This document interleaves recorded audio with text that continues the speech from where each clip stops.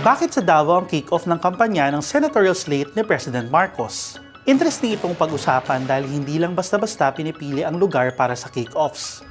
Maraming considerations. Tulad na lang kung ang lugar ba ay vote-rich o maraming botante gaya ng Calabarzon, Central Luzon at Metro Manila. Siyempre, kung gustuhin mo agad magpakitang gila sa mga botante, kino-consider din ang politika siyempre.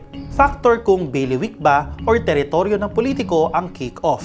Show of force ito o pagpapakita kung gaano kalakas ang makinarya at gaano kalakas ang suporta ng mga kababayan mo. So bakit pinili ng alyansa ang coalition ng Senate bets na inendorso ni Pangulong Marcos ang Davao para sa isa sa mga kick-off rallies nila? Diba, magkagalit na nga ang mga Marcos at Duterte?